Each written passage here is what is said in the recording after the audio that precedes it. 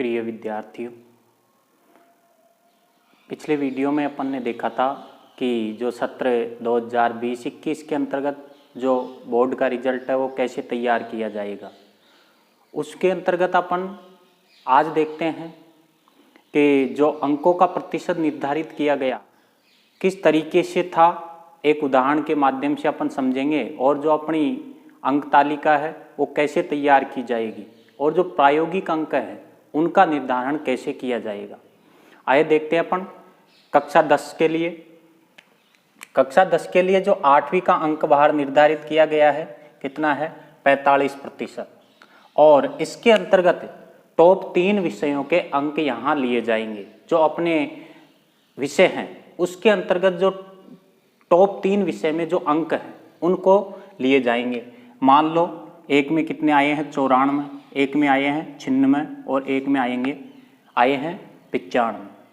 तो इनका क्या लिया जाएगा यहाँ पर औसत, तीनों अंकों को जोड़ करके और इसका औसत लिया जाएगा। 94, 96 और 95 कितने हो गए 285 हो गए।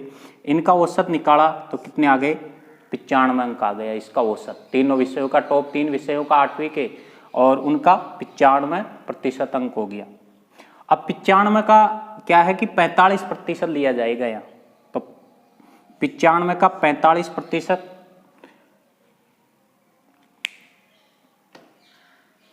95 का 45% क्या हुआ 95 इंटू 45/100। तो इसका प्रतिशत निकालेंगे तो कितना आ जाता है 42.75%। अब आगे क्या है कि जो 90वीं का अंक बार है कितना है 25% लिया गया है। मान लो 90वीं में जो कुल अंकों का प्रतिशत कितना है उसके 60% है। कुल अंक आए हैं 90वीं कक्षा में, उनका प्रतिशत कितना है 60% है। अब 60 का यहाँ कितना लिया जाएगा 25%। 25% 60 का कितना हो गया देखो 25 से कट जाएंगे 4 बार और 4 का इसमें भाग देंगे कितनी बार जाएगा 15 बार। तो 15% इसका हो गया 90वीं का। अब 10वीं का जो अंक बार लिया जाएगा जो विद्यालय कमेटी निर्धारित की गई है उसमें संस्था प्रधान है और विषय अध्यापक और कक्षा अध्यापक वो निर्धारित करेंगे 10% अंक। और जो सत्रांक के हैं 20% अंक, कुल मिलाकर के कितने हो गए 30% अंक हो गए। इनको जोड़ते हैं अपन 42.75% तो जो टॉप विषय हैं 8वीं के उनके हो गए। 15% किसके हो गए 9वीं क्लास के हो गए। और 30 मान लो उसको पूरे में से पूरे दिए गए हैं, यहाँ पूरे में से पूरे दिए गए हैं 30 नंबर। तो 30 ये हो गए, इनको जोड़ते हैं तो कितना हो गया 87.75%।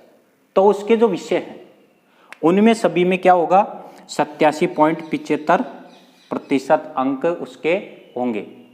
प्रत्येक विषय में अलग अलग दिए जाएंगे। यहाँ पर जो सतत मूल्यांकन के हैं तो उसमें अलग अलग अंक होंगे, या एक विषय या 2 विषय 3 विषय उनमें समान अंक भी हो सकते हैं। यहाँ पर आगे आता है यहाँ 12वीं के लिए। तो 12वीं में जो 10वीं का अंक बार कितना निर्धारित किया गया है 40%। तो 10वीं के टॉप 3 विषयों के यहाँ लिए जाएंगे। मान लो उसके अंक आए हैं 3 विषयों में 94, 96 और 95। इनका औसत बार निकाला जाता है, औसत अंक बार। तो कितना हुआ 95 अंक हुए हैं औसत बार इसके। 95 का 40%, 95 इंटू 40/100। तो इसका जो 95 का 40% कितना होता है 38% हुआ है।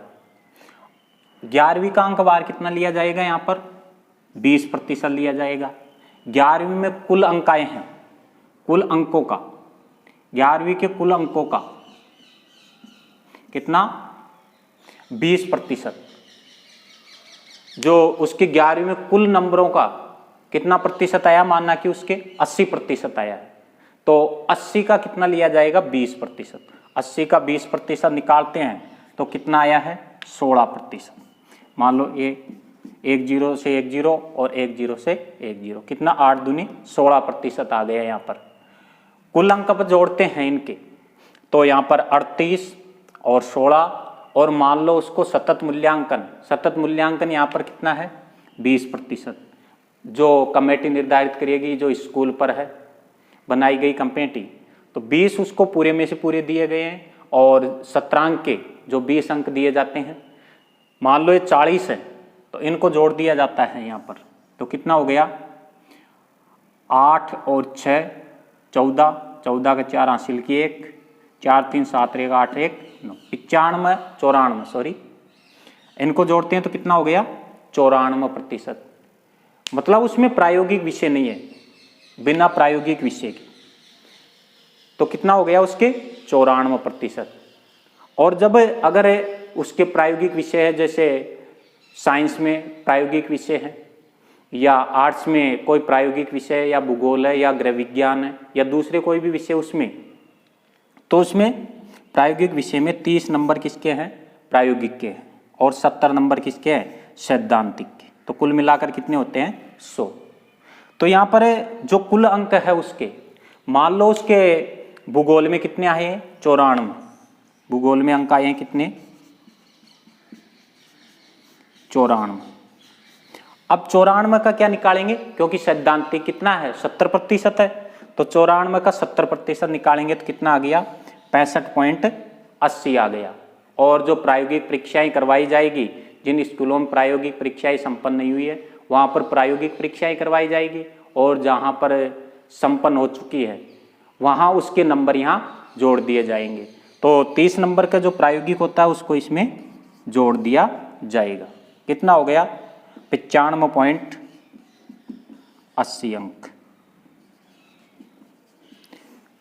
तो प्रायोगिक विषयों के लिए अलग से जोड़ दिया जाएगा अंक उसका, और इस तरीके से रिजल्ट तैयार किया जाएगा प्रत्येक विषय में। और जैसे यहाँ सतत मूल्यांकन में 20 है तो उसके कितने आ गए 94। मान लो दूसरे विषय में यहाँ पर 15 दिए गए हैं, 16 दिए गए, 17 दिए गए, 18 दिए गए, 19 दिए गए, तो उसमें अलग अलग अंक विषयों में यहाँ निर्धारित हो जाएंगे।